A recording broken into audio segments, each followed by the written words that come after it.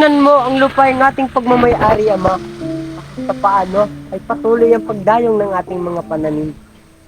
Kaano man pagsisikap mo, gigipitin ka na sa pagbabayad ng buwis ng mga praile. Kaunting panahon na lang, aking Ama, at ito'y ating aanihin na.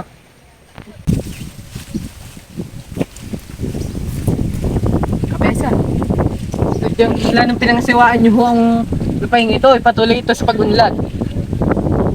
Hayaan nyo, kaunting panahon na lamang ang lahat ng ito ay ating aanihin at napapakinabangan lahat. Napakabusilak ho talaga ng inyong puso. Narapat lamang na pangasiwaan niyo ho ang lupaing ito bilang kabesa de barangay.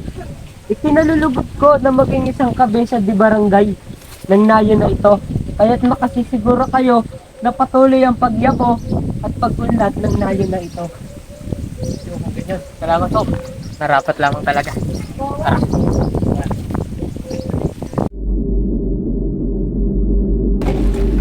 Hoy, kabesa! Magandang umaga ho! Ang lupaing inyong pinag-aanihan ay pagmamay-ari ng aming samahan. Kaya dapat lamang ho na magbayad kayo ng 200 pisong buwis. Hindi maaari. Ang hinihingi niyo sa akin ay labis na halaga yan sapagkat wala akong sapat na salapi upang ipambayad sa buwis na hinihingi niyo. Kung gayon, dadakpin namin ang kabesa. Labis-labis na ang pananamantala nyo! Dadakpin namin ang kabesa hanggat hindi kayo magbabayad ng 500 piso. Tantang Selo, ano pa kaya ang ibang paraan upang matubos ko ang aking ama? Naibenta ko na lahat ng aking mga lahas, ngunit hindi pa rin ito sapat.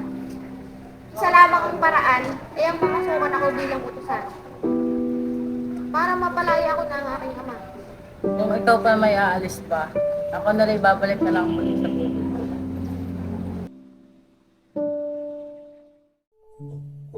Ipasasabihin ko na lamang na sana may hiwalang saluki na kailangan ko.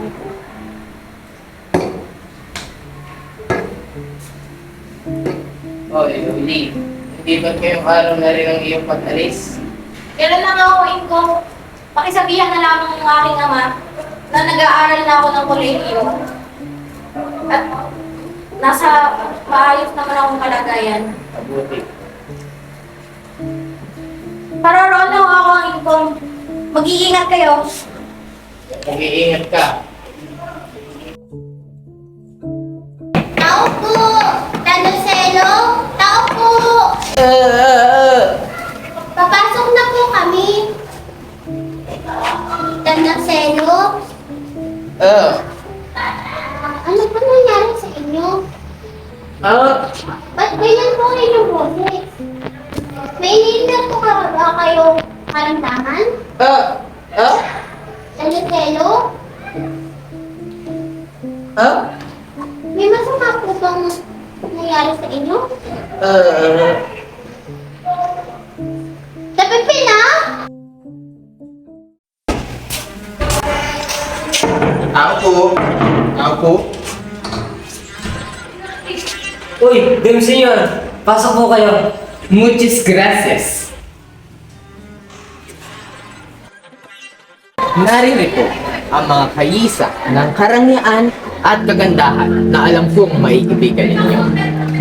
Natitiyak kong hindi kayo papayag makatanggap ng alahas na may ordinaryong tapyas. Simulan natin sa unang kayisa, sa ikalawang kayisa, sa ikatlo, at sa ikaapat.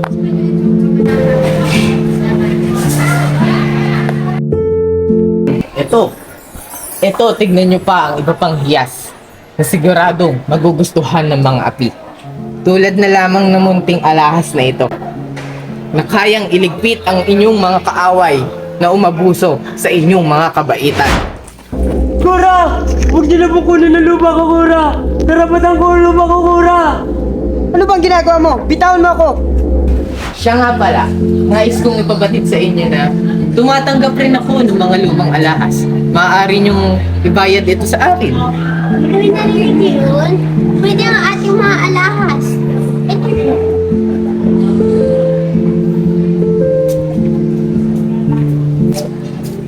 Kayo ho, Ginoo, baka ho may natitira kayong alahas na pwede niyong ipalit sa aking mga alahas. Oh, Napagbili na po ng anak ko mga natitirang alahas na wala namang halaga. Kabesan Tales, yung po Agnos si Maria Clara. Opo, nasan ho yun? Yung Agnos. Agnos na Maria Clara? Opo. Opo, ang maganda Agnos si Maria Clara. Suot po yun ng aking matalik na kaibigan bago po siyang pumasok sa ministeryo. Sandali lang.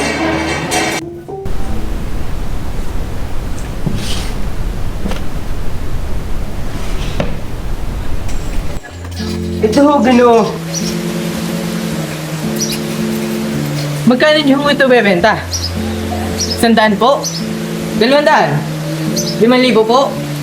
10,000? O kung gusto niyo, pumili na lang ho kayo sa mga alahas na meron ako. Kung mamarapatan ninyo, hihingin ko muna permiso ng anak ko.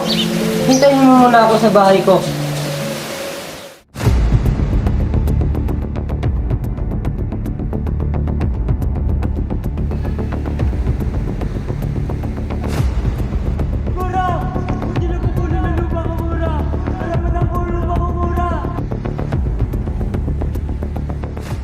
Hura!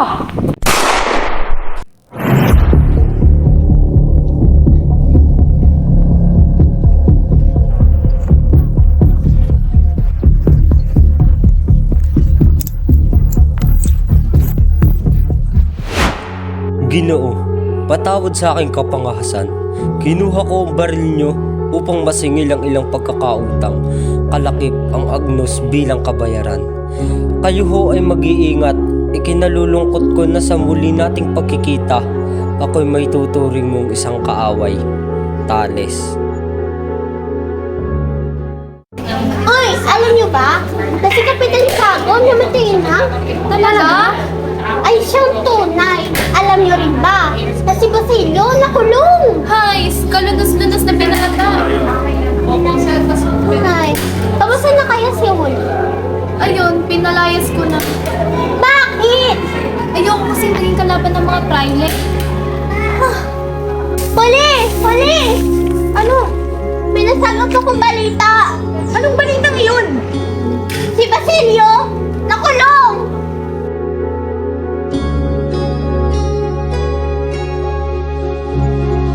Huli! Huli! Ano nang gagawin ko? Patay na si Kapitan Tiago. Nakulong pa si Basilio. Sino nang tutulong sa akin?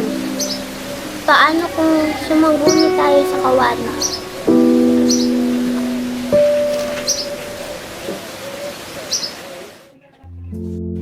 Hola, senyor. Buenos dias, mga dalagita. Ano ang maaaring maitulong ko sa inyo?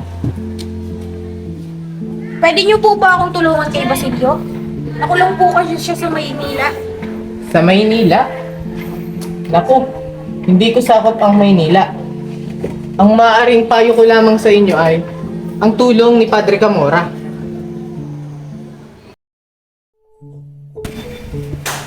Nagdadalawang isip po ako. Parang ayoko lang pumunta. Bakit ka nagdadalawang isip? Ayoko na po pumunta. Halika na! Kailangan nating gawin to.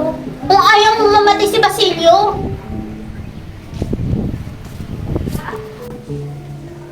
Ikaw ba si Huli?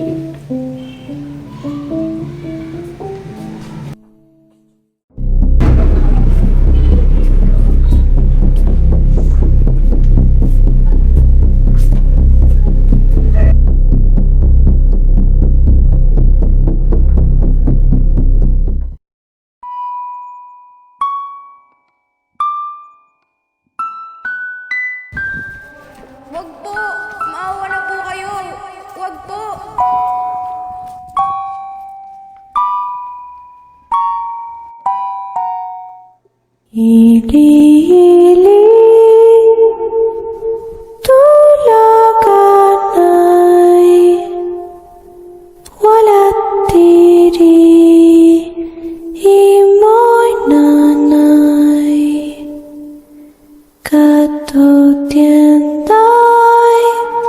Paalam, Basilio.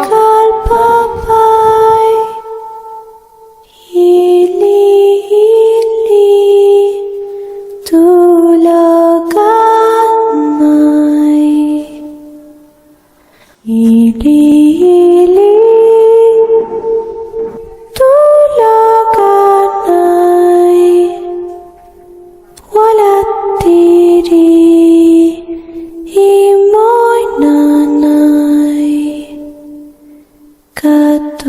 天。